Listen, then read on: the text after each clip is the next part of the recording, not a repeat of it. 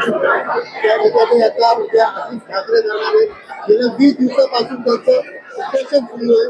त्यांच्याबरोबर भोसलेची काही नेते देखील जाणार असल्याचे सांगितलं आणि कोणकोण जाणार पक्षाचे काय मला वाटतं अमित साहेबांनी त्या बाबतीत त्याची भूमिका स्पष्ट केलेली आहे की सोनम वांगचुक त्यांना पाठिंबा द्यायला पाहिजे. आणि एक मान्य राजसाहेबांनी पण आज पोस्ट केलेली आहे की एक माणूस धर्मेंद्र प्रधान याचा राजीनामा मागण्यासाठी बसलेला आहे. नीट मध्ये 20 विद्यार्थ्यांनी आत्महत्या केलेली आहे, त्यासाठी बसलेले आणि त्यांच्यावर कोणी लक्ष देत नाहीये.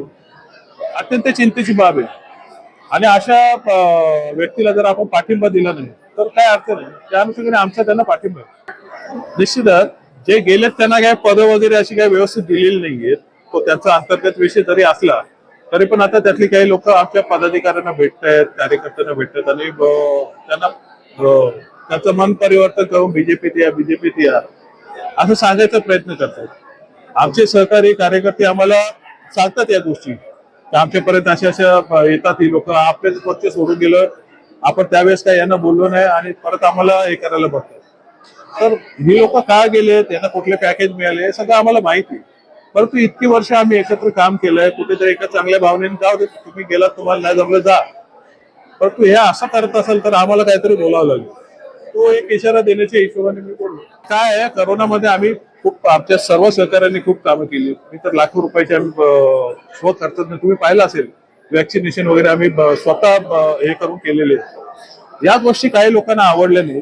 जे कोकणात जाऊन तिकडे स्वतःची प्रॉपर्टी घेत बसलेले, दाऱ्या वाढून बसलेले, म्हणजे सलून मध्ये जायला जे घाबरत होते त्याचे चिल्लेपिल्ले आम्हाला बोलतात की तुम्ही हॉस्पिटल दिला आणि भाडा घेतला.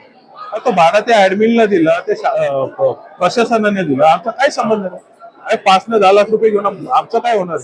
परंतु एक नेरेटिव्ह सेट करायची बीजेपीची जी पद्धत आहे आणि सतत त्यांचा त्यावेळेसही चालला. त्यावेळेस गप्प बसलो मी, कोविड होता, अशा वेळेस काय बोलणं उचित नव्हतं. पण तो आता काही नसताना मी जे प्रश्न विचारले त्याची उत्तरं न देता आमच्यावर टीका केली जात होती, त्याला मी आज उत्तर दिलं. नाही, कसं आहे, मनसेमध्ये तसं तरुण रक्ती सगळी, म्हणजे आमचे सगळे यंगस्टर असतात आणि अशा वेळेस ज्याच्यावर जीव लावतात त्याच्यावर टीका झाली की ते तुटून पडते. काल आमचा कार्यकर्ता त्याच्या बीजेपीच्या कार्यक्रमात जाऊन त्यांना जाब विचारत होता. अशा वेळेस उगीच वादविवाद टाळण्यासाठी मी त्यांना बोललो की मी सक्षम आहे अशा लोकांनी युक्त व्हायला, याच्या मागे लागू नका. आपल्याला जो SIRचं काम आलेलं आहे तो मन लावून करा, त्यानंतर बाकीचे काय कार्यक्रम असेल ते करू. आणि तरी आलेच कोणी आग्रह, नंतर बघू आपण देणार. पक्षामध्ये अनेक कार्यकर्त्यांनी पक्ष प्रवेश केलेला आहे. किती कार्यकर्त्यांनी केलेला आहे. प्रत्येक 15 दिवसामध्ये आपण अशाच प्रकारचा मेळावा.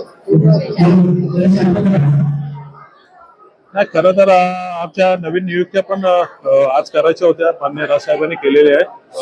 मागच्या आठवड्यात काही दिवसापूर्वी तुम्ही बघितलं असेल की शहराध्यक्ष जिल्हाध्यक्ष इथे नियुक्त झाले होते आणि आता आमची बाकीची टीम ज्याच्या नवनियुक्त्या म्हणजे प्रभाग रचनेप्रमाणे आम्ही काही फेरनियुक्त्या आहेत, काही नवनियुक्त्या आहेत आणि त्यांचं मान्य राजसाहेबांनी दिलेलं पत्र इथे द्यायचं होतं आणि कार्यकर्त्याचा एक मेळावा पण आमचा झाला नव्हता. त्या अनुषंगाने आज हा कार्यक्रम होता. आणि पक्षप्रवेश नवीन तर झालेलेच आहेत, परंतु उल्लेखनीय असं आहे की इथे जे काही मिसगाईड करून बीजेपी मध्ये गेले होते आमची काही लोक, ती पुन्हा त्यांना दिसलं तिथे काय तिथली पद्धत काय जमली नाही आणि ते इथे पुन्हा आले. त्यांचं मोठ्या मनाने सर्वांनी स्वागत केलं आणि त्यांचा पुनर्प्रवेश इथे झालेला आहे. शुभेच्छा दोघांना. बघा, कोणी केंद्रात जात असेल महाराष्ट्रातला, अजून पण इथे मुख्यमंत्री वेगळे होत असतील महाराष्ट्रातले, एक मराठी म्हणून अभिमानच असला पाहिजे. फडणवीस साहेब पंतप्रधान, आमचे शुभेच्छा. त्या वाईट वाटण्यासारखं दोन्ही एनसीपी एकत्र येणार आणि देशात पाहिलं गेलं की शिंदे आणि ठाकरे हे देखील एकत्र येणार. बघा, हे त्यांचं काय चाललं माहित नाही, परंतु एनसीपी बाबत मान्य राजसाहेबांनी तेव्हाच भाकीत केलं असेल. तुम्हाला आठवत असेल की पहिली खेप गेले, दुसरी लवकरच जाईल. तो उशीर झाला, दुर्दैवाने अजितदादाचा दुर्दैवी अंत झाला, परंतु ही लोक तेव्हाच झाला असेल. आता यांचं काय चाललंय, सेना दोन्ही सेना एक होतील नाही होतील त्याशी आमचं काही माहिती पण नाही आणि आम्हाला काय देणं घेणं पण नाही.